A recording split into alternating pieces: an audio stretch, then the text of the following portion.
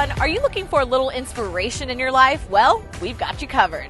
We're packed with positive stories about people in our communities who have persevered to rise above. So I started to look within myself, and I got into my talent. I started drawing and painting. From overcoming setbacks, COVID kind of put us in a weird situation and we had to get creative, to ingenious solutions. When I struggle, I juggle. Our storytellers are introducing us to amazing people who just refuse to give up. It makes me happy just to get back out there, to get dirty, to get hurt. I'm your host, Michelle Macaluso, and this is Good to Know.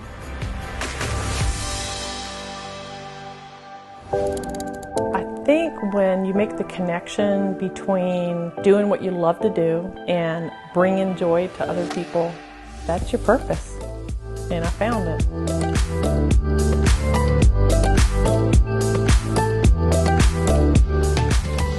I feel that connection.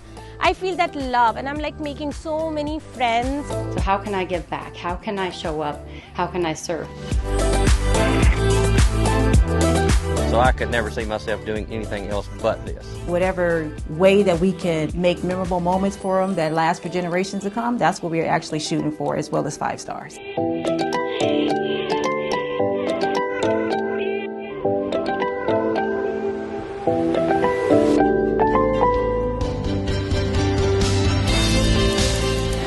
When you can turn your passion into a paycheck, you'll discover nothing can stop you. Dearborn's Staten Sereni is hard at work. Woodworking, that is. Brings me joy, it brings me happiness, it takes my stress away. As a nurse by trade, this was always just meant to be a hobby. A passion discovered after a bad experience with a store-bought patio canopy. When I was trying to build it, it kept bending, so I got really frustrated. So she went to the hardware store and loaded up on wood. I came home, I built that canopy myself. Staten eventually altering her one-car garage into a workshop. Yet the idea that this little space could bring her in some big bucks didn't come until the pandemic hit. A lot of people have been working from their home. With a demand for home improvement projects on the rise, the interest from people seeing her in action on her Fateswood Instagram page sparked a rush of orders. Farmhouse tables, ottomans, armrest trays, and even pour-over coffee makers. Most people would find this to be very intimidating. Do you think it's easier than it looks? It's a lot easier than it looks, yes. This mother of 4 and grandmother of 3 giving all the credit to the tools she now considers members of the family. These are my babies. Despite launching amidst a pandemic, Staten is finding success, and she's not alone. It's a piece of the American pie several other Metro Detroit dreamers are getting a taste of.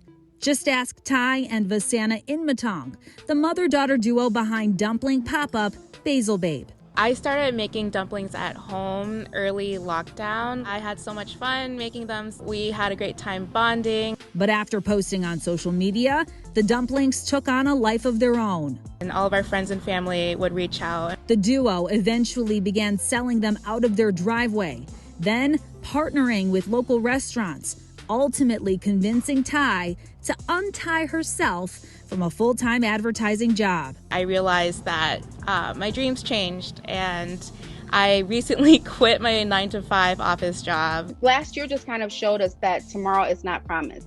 And if you have a dream of starting a business, then you know what? Go ahead and do it right now. Small business consultant Jennifer Crawford says she's seen an uptick in people making the transition. The key thing to a business is consistency.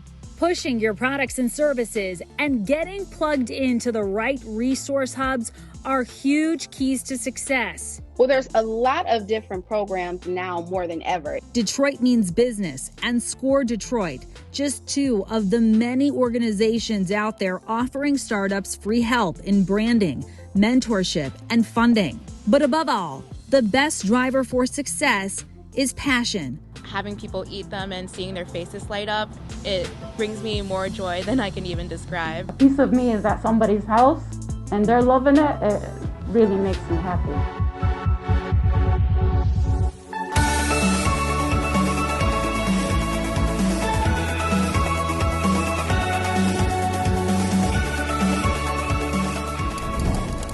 this one bill? Yeah, for sure. Be right back. For those in the restaurant business, we have an amazing team here. Innovation and creativity is the key to survival right now. COVID kind of put us in a weird situation and we had to get creative. Something that sort of comes naturally to Scott Spears. Pretty much anything you can think of, we've tried. After all, he started a bar in a school. It is. It's the original schoolhouse in Arvada. It was built 1886, and it was a one-room schoolhouse. And what school wouldn't be complete without a bus? The wheels on the bus go round and round. With the limited capacity and really with the 6-foot spacing, we were just trying to figure out how we can get some more seats in. After reconfiguring some seating and running power out from the old schoolhouse to the bus. We were just like walking down the street and we're like, school bus, really rad though. And then we walked around and we're like, oh my gosh, you can like sit inside. This bus is now the place to be. We love being in the bus. I feel super educated. We've never thought we were going to be drinking alcohol in a school bus. We started once a month to make sure it's still functional. Like so many other cities, Arvada shut down some streets in Old Town, allowing businesses like Schoolhouse Kitchen and Libations. Y'all still doing it right over here? To expand their outdoor space, in this case, with bus seating. The city of Arvada has been awesome to work with, and they're all for everyone being creative. We did have to talk to the fire department to make sure that we had the clearances. So hop on. After all, you wouldn't want to miss the bus.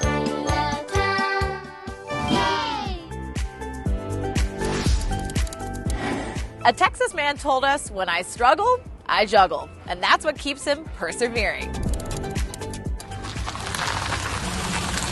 Car after car go by, and each driver gets a thumbs up from this larger-than-life personality. In the weeds, next to a storm drain, Mark Riggs is putting on a show. A lot of people, consider us to be panhandlers, whatnot, but it's not true.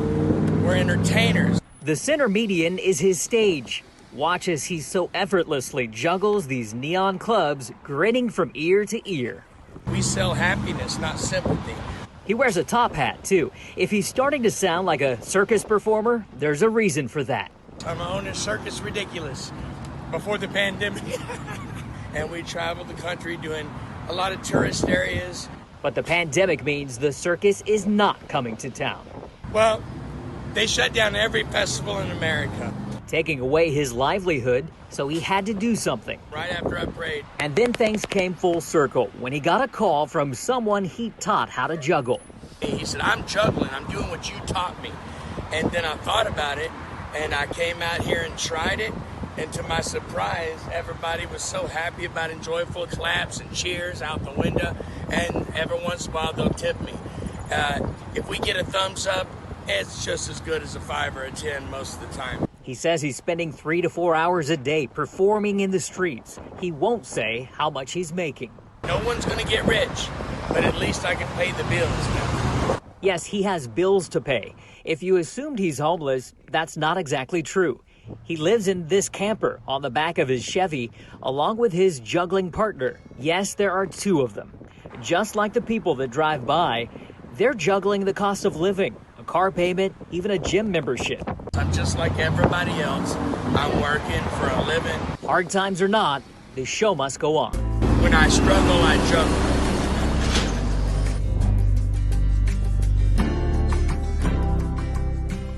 We have so much more that's good to know and so many more amazing people to meet.